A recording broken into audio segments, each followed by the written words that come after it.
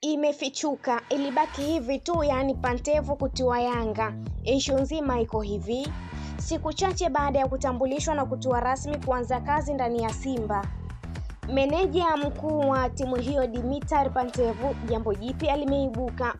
Jumatatu ya Oktoba 6, 2025 anatarajiwa kuanza rasmi kazi ya kuinua timu hiyo inayorejea kutoka mapumziko baada ya kucheza mechi ya mwisho ya ligi kuu bara dhidi ya Namungo. Ukiweka kando lile la kukosa vigezo vya kuwa kocha mkuu, imefichuka Yanga ilikaribia kumnasa kocha huyo Mbulgaria. Pantev ametua nchini Oktoba 4,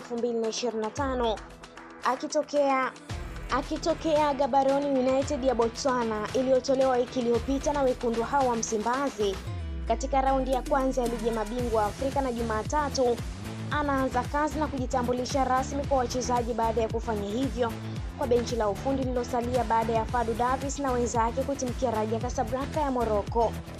Mapema baada ya kutua nchini, kocha huyo alijinasibu kwamba amekuja kufanya kazi na kufanua soka lake ni la kushambulia, na anaamini kuna makubwa atayafanya na wenzake kwa vile timu hiyo ina wachezaji bora wanaoweza kuendana na falsafa yake ya 4-3-3.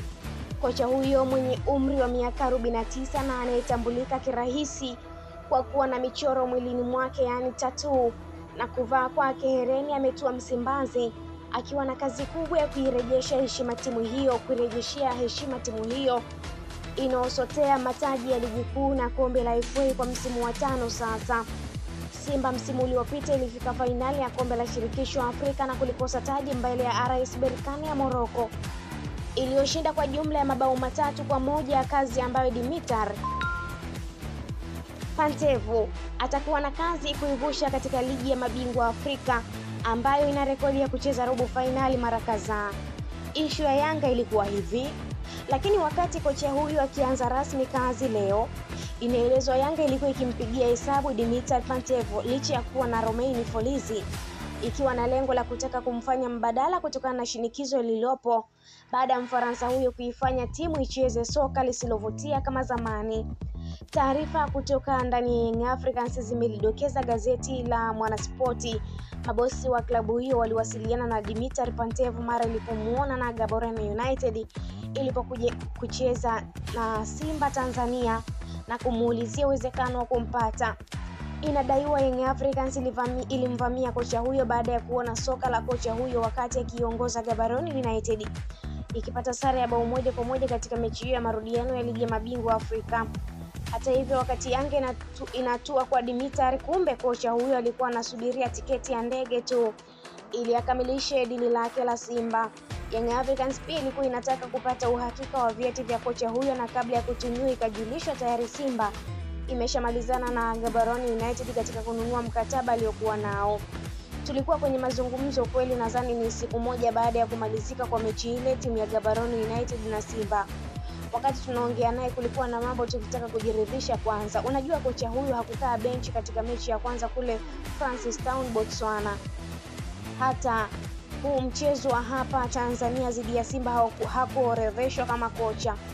Tukaambiwa kuna mambo yake hayako sawa, hivyo tukamuomba vyeti vyake, chanzo hicho kilisema, na kuongeza wakati tunasubiri vyeti akatujibu tayari ameshamalizana na Simba na anaheshimu mazungumzo aliyoyafanya na wenzangu, hivyo tukaachana naye.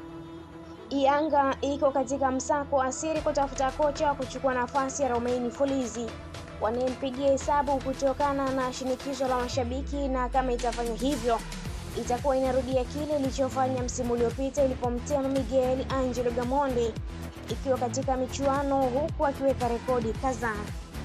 Na hii ni Neli TV, mtazamaji wetu wa Neli TV. Asante kwa kuendelea kutufuatilia.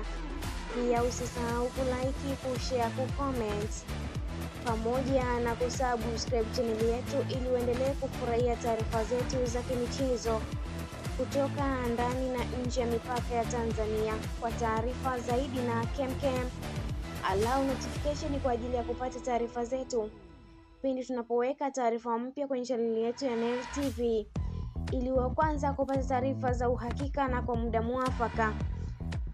Na niliyekuandalia na kukusomea taarifa hii ni mimi Sport Lady Queen Liz. Hadi wakati mwingine, uwe na wakati mwema na kwaheri.